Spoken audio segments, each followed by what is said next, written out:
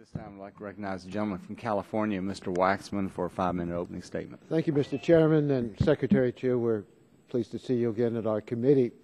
There are a lot of energy challenges that we're facing, and you're going to be asked about them by members of our committee, but the American people are concerned about high gasoline prices. And I think because of our dependence on oil itself, that is leading us to higher prices in gasoline. Now, oil is priced at a world market.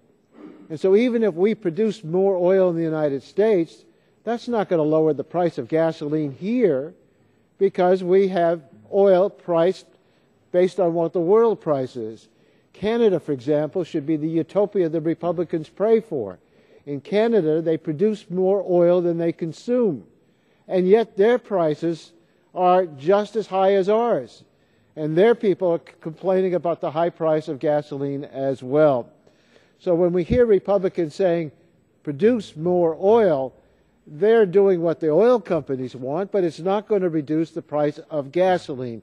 Energy economists tell us that Republican plan is not even remotely possible to reduce the price of gasoline. It'll have zero effect on gasoline prices. So we need to face reality. And the reality is that oil prices are determined on a global market, and no matter how much we drill here, our gasoline prices are going to rise if there's a crisis in the Middle East, if there's a fear about disruption from Iran, if there's a labor unrest in Nigeria, if OPEC sees that there's too much oil and they decide to reduce the supply, and the demand is increasing in China and in India. So there's only one way we can protect ourselves from the impacts of rising oil prices, and that's if we reduce our demand for oil. That brings us to another energy challenge that we face. We have to invest in clean energy to diversify and reduce our energy use.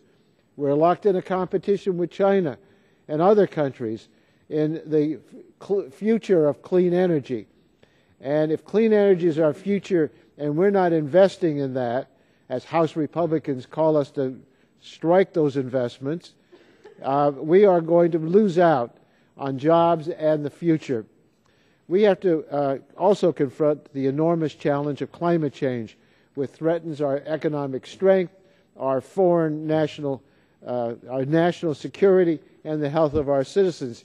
Yet rather than confront this challenge, the Republicans deny the science, and they vote to block all action on climate change. Democrats and Republicans in Congress seem to have two completely different visions of our future. The President says we need to listen to scientists and energy experts and become the world leaders in clean energy economy of the future. House Republicans deny the science, and they seem to want to obstruct the President every step of the way. In spite of these constant obstructions and attacks on common sense policy, the administration has made significant advances. The President has acted to cut the emissions of cars and trucks, doubling the fuel efficiency of our fleet. As a result, our energy dependence on oil has declined. The Department of Energy has made significant investments in renewable energy, and we're seeing the results. Even while our economy has struggled during the last 3 years, the solar industry doubled the number of American solar jobs from 46,000 to more than 100,000. U.S. wind industry has added more than 35% of all new generating capacity over the past 4 years, second only to natural gas. The percentage of those wind components manufactured in the U.S. has more than doubled.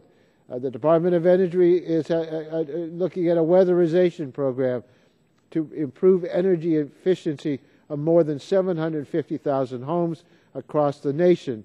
That's a savings for low-income families on average of $437 a year in heating and cooling costs alone. You won't hear much about these accomplishments from the Republicans. They're going to talk about Solyndra and Keystone. We'll hear the President's budget didn't include enough money for fossil fuels or nuclear power. We're not going to hear about real solutions from the Republicans. They're playing politics with this issue. we need to get on with the job of making sure America is less dependent on oil, that we have a future in the clean energy sector, that our consumers can face lower gasoline prices as we move away from our dependence on oil. I yield back my time.